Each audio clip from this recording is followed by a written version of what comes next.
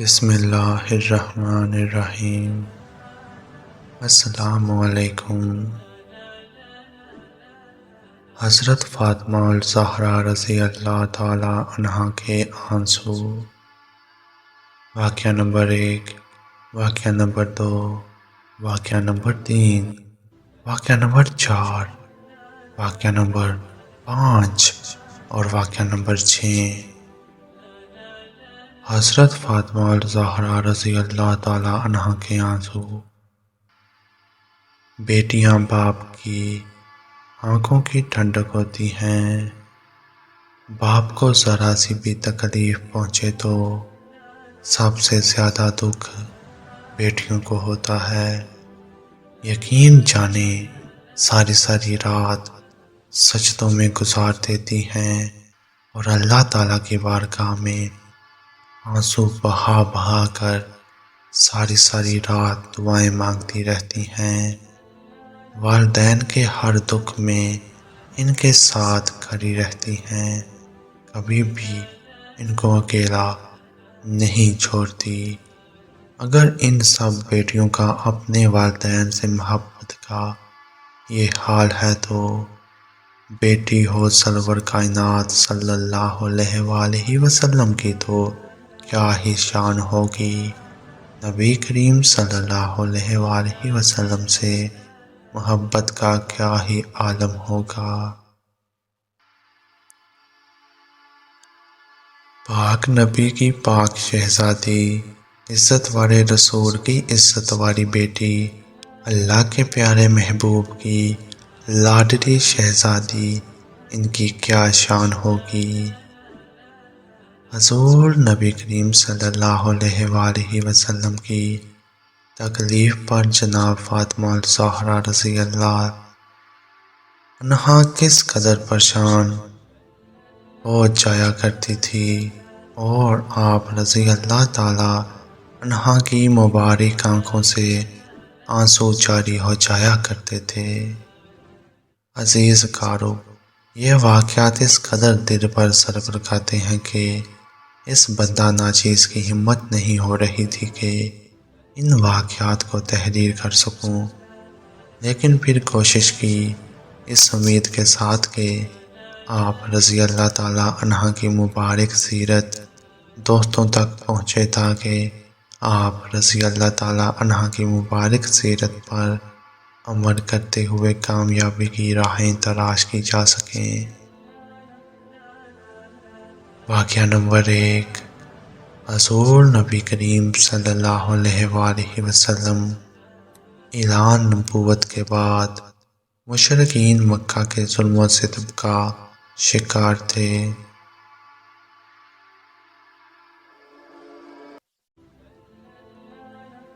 اور مشرکین مکہ کے ظلم و ستم میں روز بروز اضافہ ہوتا جا رہا تھا۔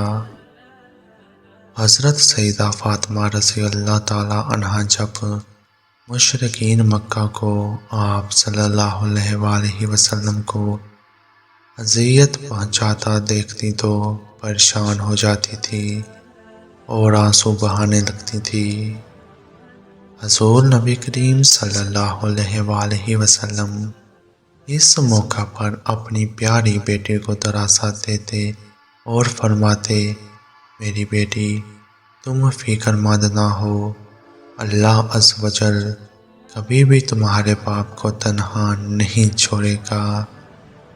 حضرت عبداللہ بن عباس رضی اللہ تعالی عنہ بیان کرتے ہیں کہ ایک دن حضرت سیدہ فاطمہ رضی اللہ تعالی عنہ روتی ہوئی حضور نبی کریم صلی اللہ علیہ وآلہ وسلم کے پاس تشریف لائیں۔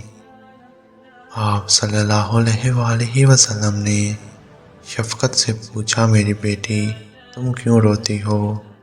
حضرت سیدہ فاطمہ رضی اللہ تعالی عنہا نے عرض کیا، ابا جان، میں کیوں نہ روؤں؟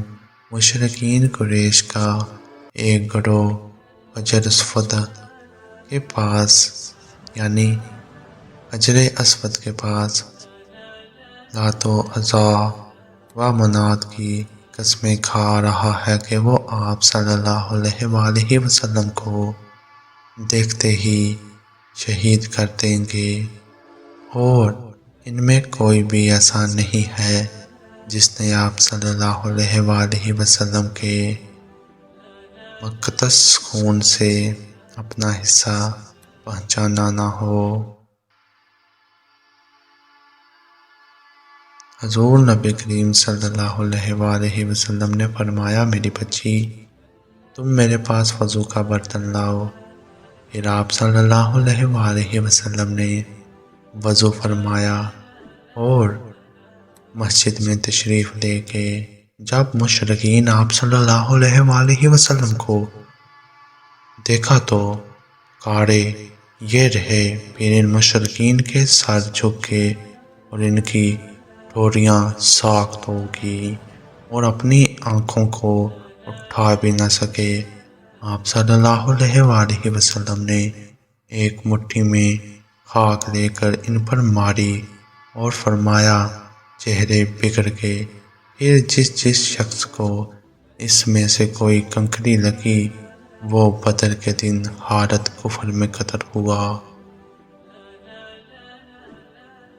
واقعہ نمبر 2، حضور نبی کریم صلی اللہ علیہ وآلہ وسلم نے جب اعلان نبوت کیا تو مشرکین مکہ آپ صلی اللہ علیہ وآلہ وسلم کی جان کے دشمن ہو گئے، اور وہ آپ صلی اللہ علیہ وآلہ وسلم کو اذیت پہنچانے کا کوئی موقع ہاتھ سے جانے نہ دیتے تھے، اور ہر وقت آپ صلی اللہ علیہ وآلہ وسلم کو نقصان پہنچانے کی کوشش کرتے رہتے تھے۔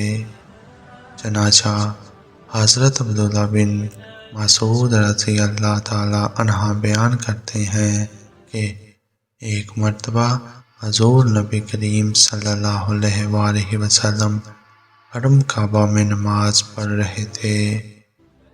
دوران نماز ابو جہل نے کہا، کوئی ہے جو فلاں قبیلے کے ذبح کیے ہوئے اونٹ کا گوبر، خون اور بچہ دانی لا کر آپ صلی اللہ علیہ وآلہ وسلم کے کندھوں پر حالت سجدہ میں رکھ دے۔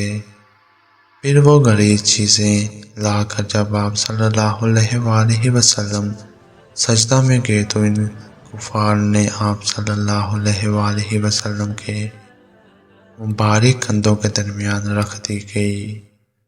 قربان جاؤں واقعہ کے سفر پر آپ صلی اللہ علیہ وآلہ وسلم ان کے بوجھ کی وجہ سے کافی دیر تک سجدہ میں رہے، اور اس دوران مشرکین ہنستے رہے، اللہ تعالیٰ کی لعنت ہو ان لوگوں پر۔ اب قدرت خدا بھی دیکھیے کہ نہ تو آپ صلی اللہ علیہ وآلہ وسلم کے چچا ہی اس دنیا میں موجود تھے جو وہاں جا کر ان مشرکین کو کرارا جواب دیتے، اور خدیجہ رضی اللہ تعالیٰ عنہا بھی وفات پا چکی تھی۔ اب کسی نے محبوب خدا کے گھر کے دروازہ کی طرف منہ کر کے کہا کہ محبوب کے گھر والوں، کسی نے محبوب کے سر اقدس پر اوجری رکھ دی ہے۔ محبوب سر مبارک اٹھاتے ہیں تو تکلیف محسوس کرتے ہیں۔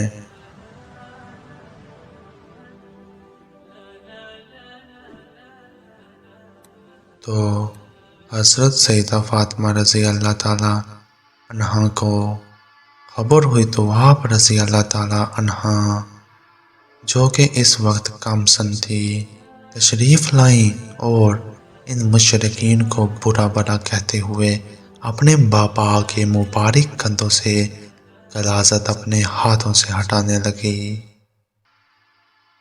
واقعہ نمبر 3، حضرت ابو صلبہ رضی اللہ تعالیٰ عنہ سے مروی ہے، رسول اللہ صلی اللہ علیہ وآلہ وسلم ایک مرتبہ ایک غزوہ سے واپس لوٹے۔ آپ صلی اللہ علیہ وآلہ وسلم مسجد میں تشریف لے گئے اور 2 رکعت نماز پڑھی۔ آپ صلی اللہ علیہ وآلہ وسلم کو یہ بات زیادہ پسند تھی کہ جب سفر سے واپس لوٹتے تو مسجد میں 2 رکعت نماز ادا فرماتے۔ اس کے بعد اپنی پیاری شہزادی حضرت سیدہ فاطمہ رضی اللہ تعالی عنہا کے پاس جاتے اور پھر ازواج و طلحات میں ان کے ہاں تشریف لے جاتے۔ آپ رضی اللہ تعالی عنہ کے شوہر حضرت علی کرم اللہ وجہہ الکریم فرماتے ہیں کہ حضور نبی کرام صلی اللہ علیہ وآلہ وسلم کے آنے کی خوشی میں سیدہ فاطمہ رضی اللہ تعالی عنہا گھر کی صفائی کر رہی، گھر کو سجا رہی ہیں، جب آپ صلی اللہ علیہ وآلہ وسلم کو نماز 2 رکعت ادا کر چکے تو 2 رکعت نماز ادا کرنے کے بعد حضرت سیدہ فاطمہ رضی اللہ تعالی عنہا کے پاس گئے اور وہ اپنے پیارے بابا کے استقبال کے لیے دروازہ پر آئی۔ آپ رضی اللہ تعالی عنہا بہت خوش تھی، لیکن جیسے ہی اپنے بابا کا مبارک چہرہ دیکھتی ہیں تو چومنا شروع کر دیتی ہیں اور رونے لگتی ہیں۔ سیدہ فاطمہ رضی اللہ تعالی عنہا کا چہرہ مبارک آنسوؤں سے بھر جاتا ہے۔ سیدہ فاطمہ رضی اللہ تعالی عنہا کی مبارک آنکھوں میں آنسو دیکھ کر رسول اللہ صلی اللہ علیہ وآلہ وسلم نے دریافت کیا، کیا فاطمہ بیٹی کیوں روتی ہو؟ حضرت سیدہ فاطمہ رضی اللہ تعالی عنہا نے عرض کیا، بابا آپ کے چہرہ مبارک پر مشقت کے آثار ہیں، آپ کا وجود تھکا ہوا ہے اور آپ کے کپڑے پھٹ چکے ہیں۔ انہیں دیکھ کر مجھے رونا آ گیا، گویا کہ جیسے آپ رضی اللہ تعالی عنہا اپنے بابا سے کہہ رہی ہوں، پیارے بابا میں نے ساری زندگی آپ کو مشقت کرتے دیکھا ہے، میرے پیارے بابا یہ تو بتائیں کام کب تک کرنا ہے؟ کوئی وقت آئے گا بھی کہ آپ بھی آرام کریں، کوئی وقت آئے گا بھی کہ آپ بھی گھر میں بیٹھیں اپنی من پسند غذائیں کھائیں، کب تک یہ جدوجہد کرنی ہے؟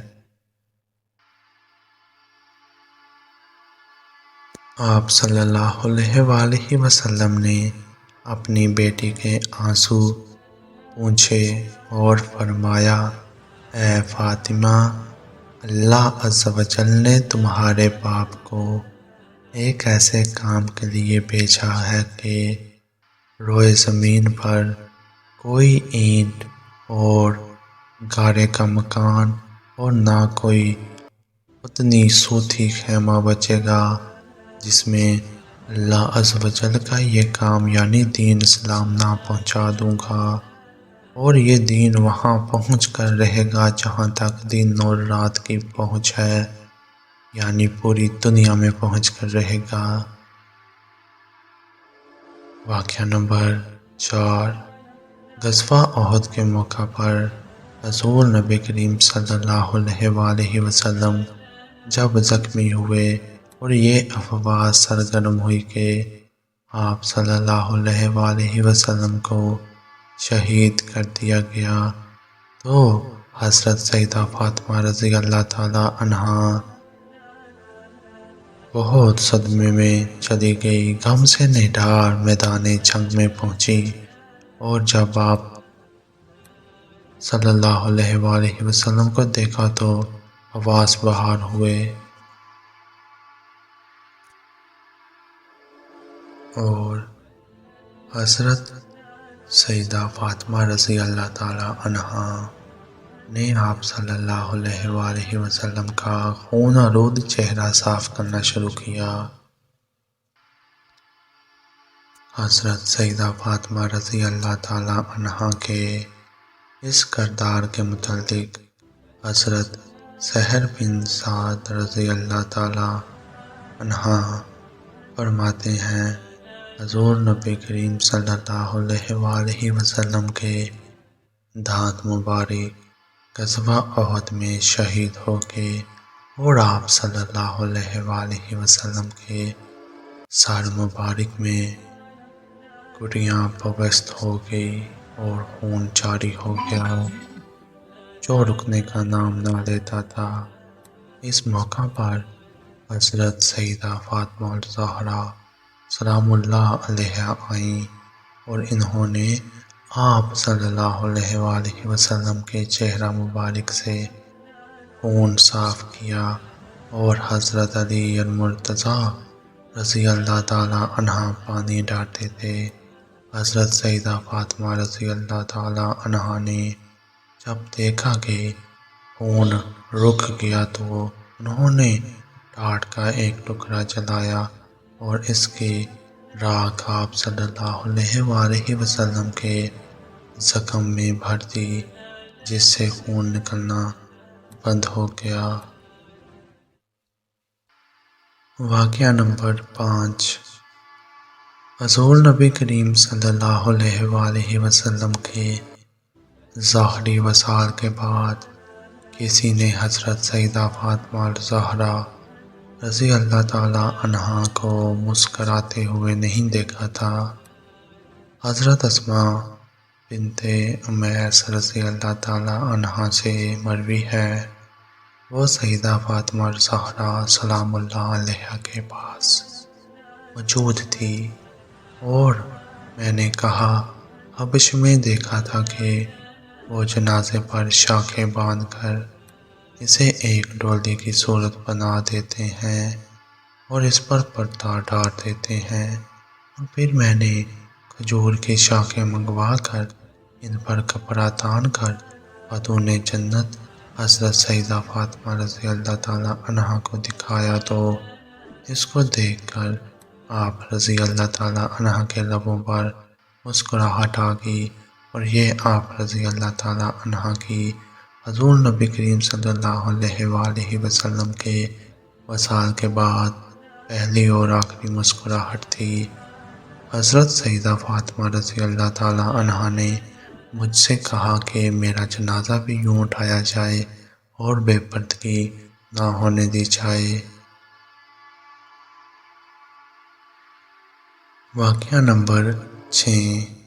حضرت سیدنا علی المرتضیٰ رضی اللہ تعالیٰ عنہ اکثر و بیشتر اپنی خوش قسمتی کا بیان کرتے تھے اور کہتے تھے کہ میں اس پر جتنا بھی فخر کروں کم ہے کہ حضور نبی کریم صلی اللہ علیہ وآلہ وسلم نے اپنی لاڈلی بیٹی خاتون جنت حضرت سیدہ فاطمہ رضی اللہ تعالیٰ عنہا کا نکاح مجھ سے کیا، اور پھر میں ان کے بچوں کی وجہ سے اہل بیت میں شامل ہوا۔ حضرت عبداللہ بن عباس رضی اللہ تعالیٰ عنہ سے مروی ہے، فرماتے ہیں حضور نبی کریم صلی اللہ علیہ وآلہ وسلم کے اہل بیت جنت کے باغات میں ہوں گے، اچانک ایک نور بلند ہوگا اور گمان یہی ہوگا کہ شاید سورج طلوع ہوا ہے، اور پھر اہل بیت ایک دوسرے سے کہیں گے کہ اللہ عز و جل کا فرمان ہے کہ جنت میں سورج نہیں ہے۔ ابھی وہ یہ باتیں کرتے ہوں گے کہ اللہ عز و جل ان سے فرمائے گا یہ نور حضرت سیدہ فاطمہ رضی اللہ تعالیٰ عنہا اور حضرت علی المرتضیٰ رضی اللہ تعالیٰ عنہ کی مسکراہٹ کا نور ہے، اور اس نور کی چمک سے جنت کے باغات روشن ہوں گے۔ پیارے دوستو، ہماری تحریر یہاں ختم ہوتی ہے۔ ملتے ہیں کسی اور ایمان افروز تحریر کے ساتھ، تب تک آپ نبی مکرم رحمت عالم صلی اللہ علیہ وآلہ وسلم کی ذات اقدس پر درود پاک کے تحفے بھیجتے رہیں۔ اللہ تعالی ہم سب کا حامی و ناصر ہو، آمین یا رب العالمین۔